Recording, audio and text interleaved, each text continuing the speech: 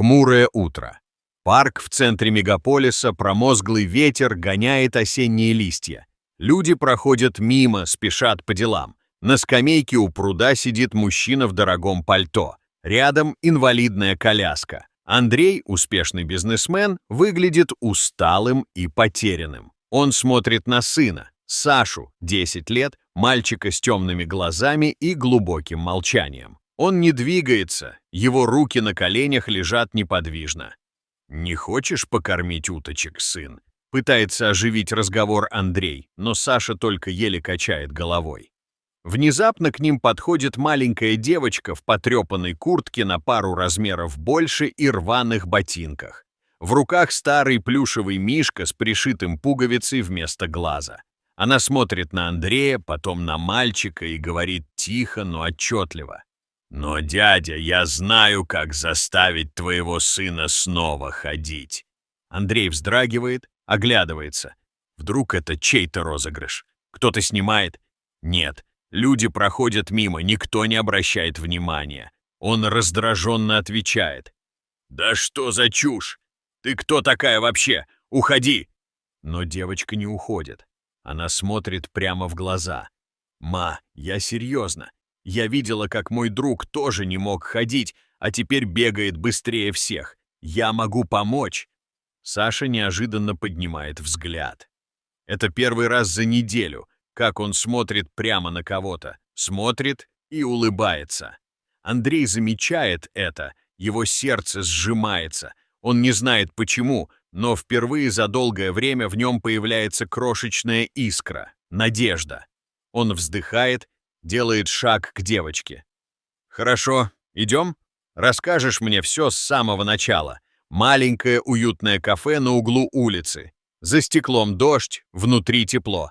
Андрей сидит за столиком напротив, девочка в поношенной одежде. Саша рядом с интересом слушает. Андрей все еще насторожен. Он заказывает чай и кусочек пирога для нее. Девочка сначала стесняется, но потом аккуратно берет вилку. «А ты сказала, что можешь помочь. Объясни, как?» Голос Андрея строгий, почти обвиняющий. Девочка, Лиза, смотрит ему в глаза спокойно по-взрослому. «Моя бабушка. Она раньше жила в деревне и помогала людям. Когда у кого-то болели ноги, спина, мышцы, она делала массажи, растирания, давала травы. Я все это видела. Помню, как одного мальчика, которого мама носила на руках, она научила ходить. Я ей помогала. Потом бабушка ослепла, и мы перебрались в город». Андрей молчит. Он смотрит на девочку с недоверием. Он привык верить только врачам, технологиям, лучшим клиникам, и все же что-то в ее голосе вызывает странное ощущение уверенности, зрелости, которой не ждешь от ребенка. Лиза продолжает. «Я не волшебница. Просто я знаю, где на теле точки, как дышать, как разговаривать с человеком, чтобы он не боялся снова чувствовать ноги. Это долго, и надо верить. Но я бы попробовала, если вы позволите». Саша впервые берет отца за руку, тихо говорит. «Баб, она добрая, она знает. Я хочу попробовать». Андрей поворачивает голову к сыну. Его глаза полны надежды и боли. Он видит, как сын оживает рядом с этой странной девочкой. Мужчина тяжело вздыхает, его гордость хочет сказать «нет», но что-то в нем ломается. «Где она живет, твоя бабушка?» «Недалеко. В старом поселке, за городом. Хотите, покажу?» Андрей медлит, потом кивает. Он уже принял решение, сам того не осознавая. «Хорошо, показывай дорогу. Вечереет». Машина Андрея катится по узкой проселочной дороге. Сумерки сгущаются. В салоне Саша смотрит в окно. Рядом Лиза, сосредоточенная и молчаливая. Они подъезжают к полуразвалившемуся домику с покосившимся забором. Вокруг бурьян, старый колодец, облупленный сарай. Андрей сомневается, что я здесь делаю, но что-то удерживает его. Из дома выходит бабушка Лизы, маленькая, сухонькая в платке.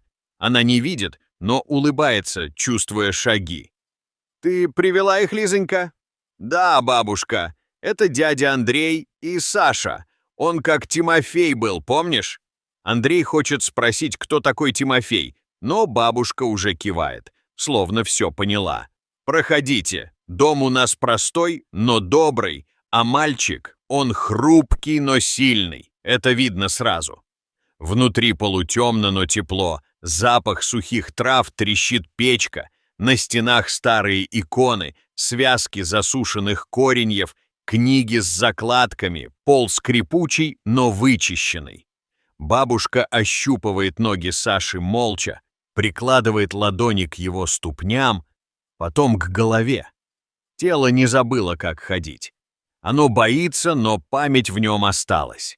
Нужно разбудить ее. Лиза будет лечить его. Я научила ее все, что могла. Она умница, терпеливая. У нее доброе сердце и руки, как у меня были в молодости. Андрей не знает, что сказать. Он чувствует себя чужим в этом месте, но и странно спокойно. С тех пор начинается новая рутина. Каждое утро дыхательные упражнения, массажи, растирание травами, простая еда. Лиза все делает с невероятной заботой, по-настоящему искренне. Она смеется с Сашей, придумывает игры, в которые он должен тянуть пальцы, шевелить стопами, напрягать колени. Саша смеется часто, впервые за долгое время. Андрей каждую ночь сидит у окна и смотрит, как его сын оживает.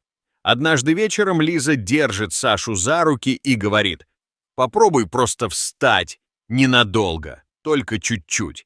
Я с тобой». Саша тянется и на мгновение приподнимается.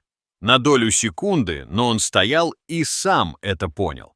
Андрей, стоявший в дверях, прикрывает рот рукой и медленно оседает на колени. Он шепчет: «Бяш, это работает». Прошло чуть больше месяца. Солнце встает над деревней, окрашивая туман в золотистый цвет. На крыльце старенькой избушки сидит Андрей, пьет чай из жестяной кружки. Внутри слышны детский смех и голос Лизы.